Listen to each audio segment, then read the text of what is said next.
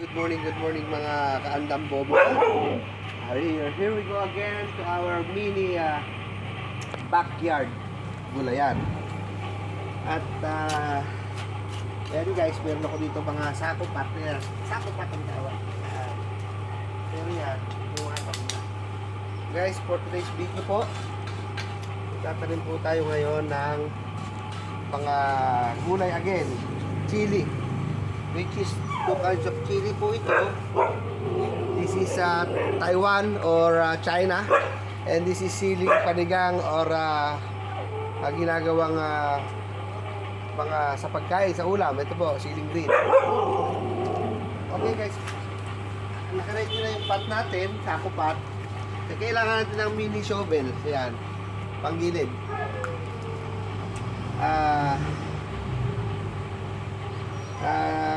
Sandali lang dito. Okay guys, okay na yan. Naka-ready? Naka-ready na tayo magtanim. Ayun, ito na. Ilalagay po natin yan. Kailangan po sa pagtatanim with the heart. Ayan, ilalagay mo na. Ilalagay mo ganyan, medyo yan, lagay mo siya. Okay. And then, pakalawa. Yan. Medyo yan guys. Ito guys yung mga siling pang chili flavor, chili sauce Taiwan. And then dito magsisilip po tayo dito ng chili. Yan. Ayan guys.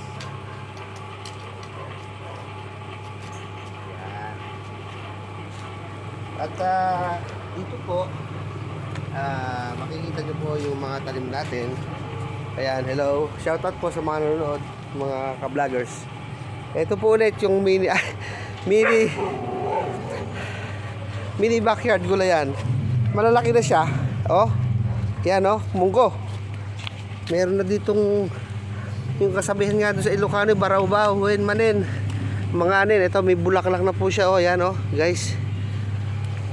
Magbabarabaw na po tayo. Ayan, dito lang po tayo. Malalaki na rin yung mga tanim natin, mga okra. Panlinis ng bituka. Ayan, ito rin yung natin, seed malunggay yan. Galing ng buto.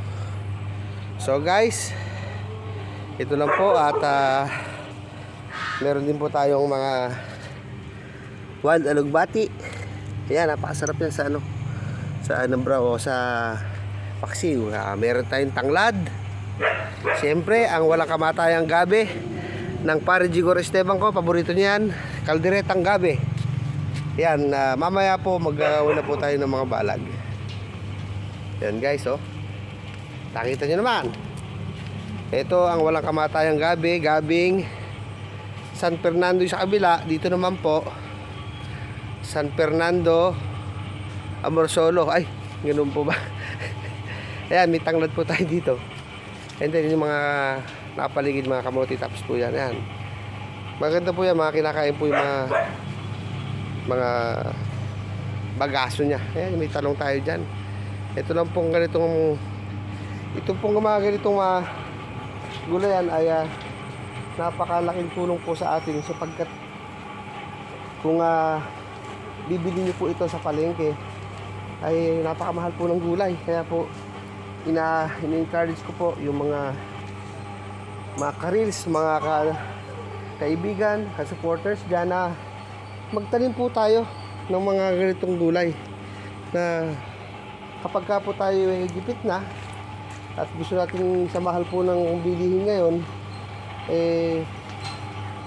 makakain po tayo ng masustansya at mga sariwa at mga organic na pagkain guys. Yan.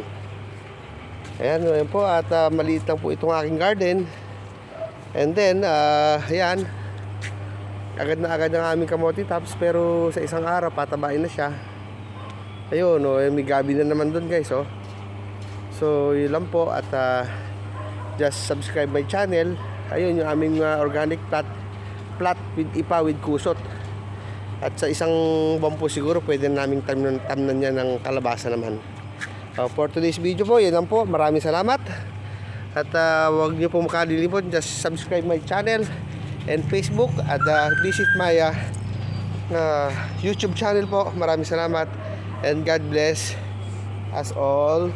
Thank you very much.